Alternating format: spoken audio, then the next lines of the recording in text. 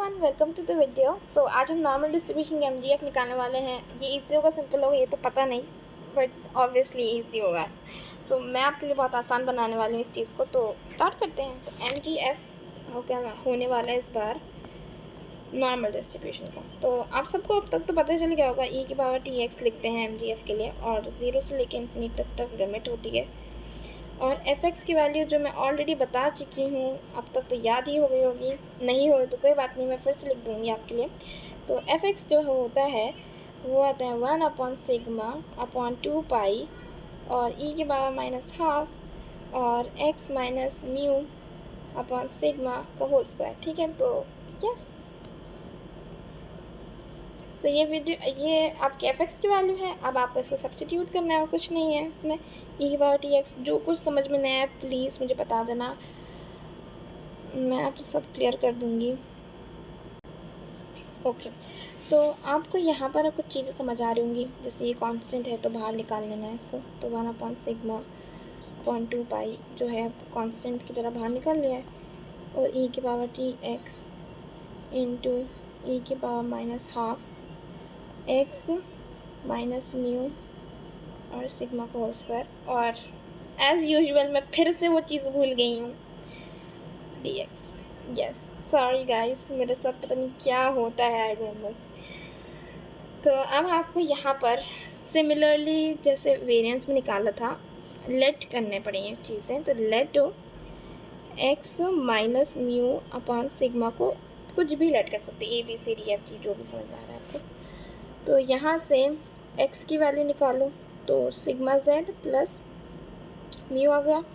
dx की value निकालो तो सिग्मा dz, राइट। तो यही अजम्पशंस है और हमें इसको पुट करना है। तो 1/σ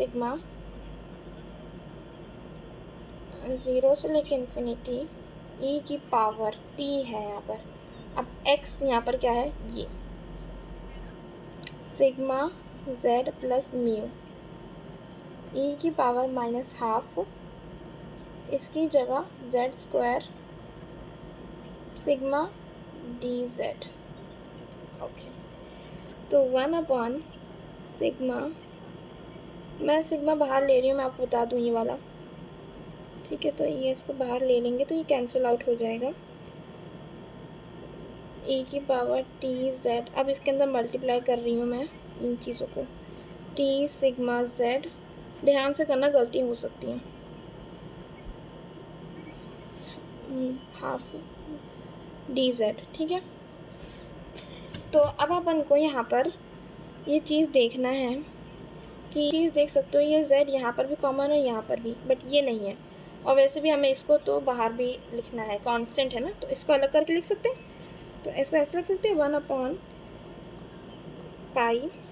0 से लेके इन्फिनिटी e की power t mu z e की पावर म्यू t, ऐसे लिख सकते हैं स्प्लिट करके। बेसिक एक्सपोनेंशियल रूल्स फॉलो कर रहे हैं यहाँ पर। तो ये वाला टर्म बाहर लिख रहे हैं, क्योंकि ये वाला इसलिए यहाँ लिख रहे हैं क्योंकि ये कांस्टेंट है। e की पावर म्यू t अपॉन 1/2π, और ये 0 से लेके इन्फिनिटी, और e की power t lambda z e की power -12 z² dz du upon 2π। तो 0 से लेके इन्फिनिटी e की पावर -12, ये चीज़ लिख लो, z माइनस t सिग्मा का होल स्क्वायर, और ये इंटू हो जाएगा क्योंकि अब ऐड था तो हम अलग भी तो कर सकते हैं पावर, सिग्मा t का होल स्क्वायर और ये dz। तो ये वाला जो चीज़ है ये कांस्टेंट है, बाहर लिख लो।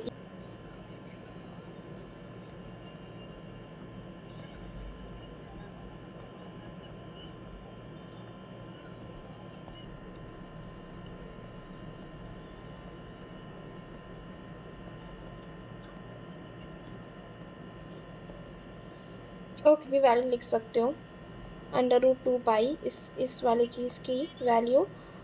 और अगर आपको इसका पीछे का रीज़न जानना है तो all you have to do, z plus t sigma को लेट कर लो आप u, तो आप इधर से du और dz की वैल्यू आ जाएगी।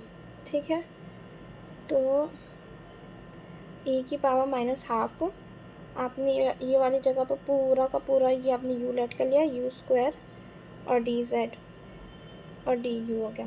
तो ये इसकी जो वैल्यू होती है ये पूरा मिला के आपको 1/, नहीं, इसकी वैल्यू जो होती है वो √2π होती है। मैंने आपको पीछे रीज़न बता दिया, अगर आप चाहते हैं सब्स्टिट्यूट करें वरना डायरेक्ट ये लिख सकते हैं। तो ठीक है, तो अब आप यहाँ देखिए ut into e⁻½ sigma t का होल स्क्वायर और इंटू √2π, यहाँ पर भी था √2π, ये कैंसिल आउट हो गया।